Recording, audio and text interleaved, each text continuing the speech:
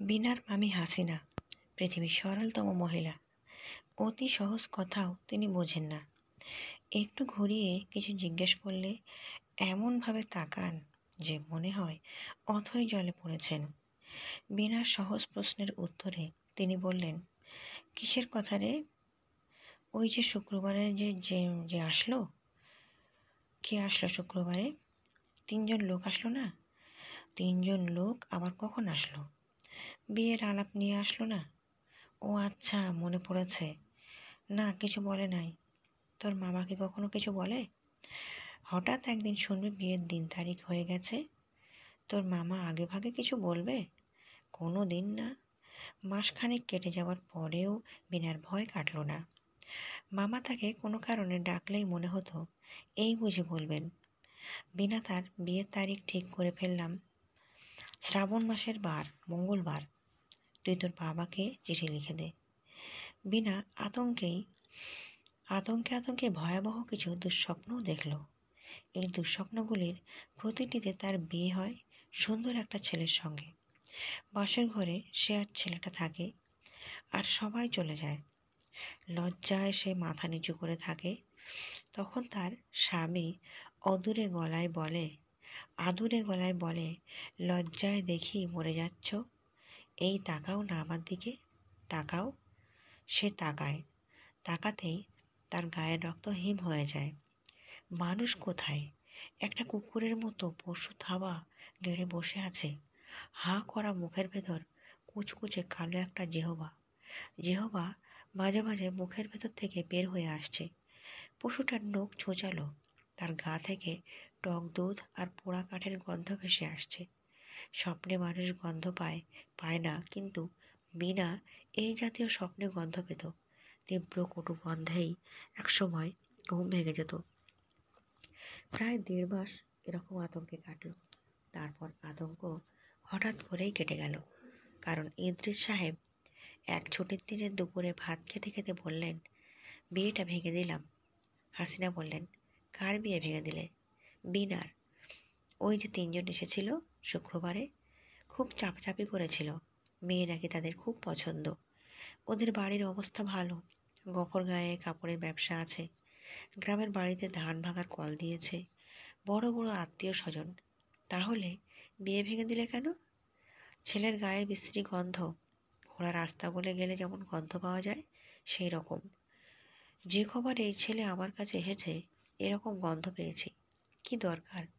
হাসিনা দুঃখিত মুখ করে বললেন, আহা, গন্ধের জন্য বিয়েটা বাতিল করে দিলে? ভালো মতো সাবান দিয়ে গোসল দিলেই তো গন্ধ চলে যায়। ইদ্রিস কড়া গলায় বললেন, যা বোঝো না তা নিয়ে কথা বলবে না। তুমি রোজ গিয়ে গোসল করিয়ে আসবে নাকি? মেয়ে ছেলের মতো থাকবে, সব কিছুর মধ্যে কথা বলবে না। রাগ করছো কেন? রাগ করার মধ্যে কি বললাম? চুপ, আর একটা কথাও না।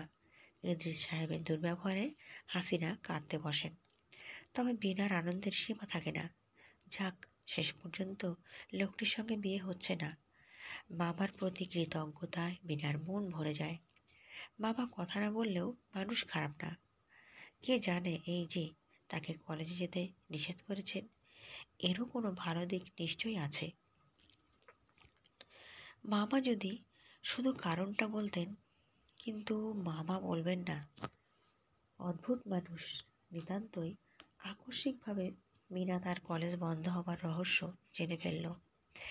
ইদ্রিস সাহেব বিনার বাবাকে চিঠিতে কারণটা জানিয়েছেন। খামে ভরার আগে এই চিঠি বিনা পড়ে ফেলল। পাক জনাবেশু দুলা ভাই, আমার সালাম জানিবেন। পর সমাচার এই যে বিনার কলেজ যাওয়া একটি বিশেষ কারণে বন্ধ করিতে হইয়াছে। বিনা ইহাতে কিঞ্চিত মনে কষ্ট পাইয়াছে, কিন্তু ইহা ছাড়া অন্য উপায় দেখিলাম না। এখন আপনাকে কারণ বলিতেছি। জমিদারি নামক গফরগাঁয়ের জনৈক যুবকের সহিত বিনার বিবাহের আলাপ হইয়াছিল। পাত্রপক্ষের বিশেষ করিয়া পাত্রের বিনাকে খুবই পছন্দ হইয়াছিল। একটি বিশেষ কারণে বিবাহের প্রস্তাব বাতিল করিয়া দিতে হইয়াছে। এখন কিছুটা সমস্যা দেখা দিয়াছে। উক্ত জমিদারি প্রায়শই বিনাকে অনুসরণ করিয়া কলেজ পর্যন্ত যায়, ইহা আমার কাছে অত্যন্ত সহজ সন্দেহজনক বলিয়া মনে হইল। আজকালকার ছেলেদের মতিগতির কোনো ঠিক নাই। একবার যদি অ্যাসিড জাতীয় কিছু দেয়, তাহা হইলে সর্বনাশের কোনো শেষ থাকিবে না। যা হোক, আপনি তাহার বিয়ে পরীক্ষা নিয়া কোনো চিন্তা করিবেন না।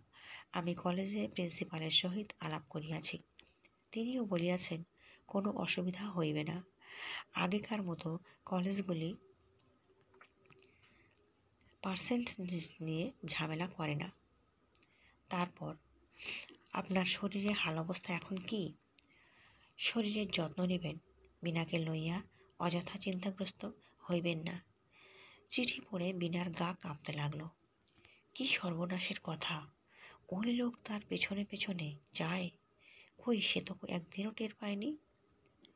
আর তার বাবার কি উচিত ছিল না ঘটনাটা তাকে জানানো? সে এখন কলেজে যাচ্ছে না ঠিকই, কিন্তু অন্য জায়গায় তো যাচ্ছে। আগে জানলে তাও যেত না, ঘরে বসে থাকতো। অবশ্যই মামার উচিত ছিল ঘটনাটা তাকে জানানো। বিনাকে খুব বুদ্ধিমতী মেয়ে বলা ঠিক হবে না। সে যদি বুদ্ধিমতী মেয়ে হতো তাহলে চট করে বুঝে ফেলতো। তাকে ঘটনাটা জানানোর জন্যেই ইদ্রিস সাহেব খামে ভরার আগে চিঠিটা দীর্ঘ সময় টেবিলে ফেলে রেখেছিলেন। এই জাতীয় ভুল তিনি কখনো করেন না। বিনা বাড়ি থেকে বের হওয়া পুরোপুরি বন্ধ করে দিল। আগের ভয়ের স্বপ্নগুলো আবার দেখতে লাগলো। এবারের স্বপ্নে আরও সব কুৎসিত ব্যাপার ঘটতে লাগলো।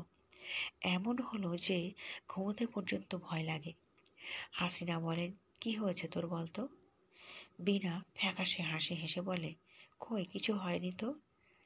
তুই তো শুকিয়ে চটি জুতা হয়ে যাচ্ছিস।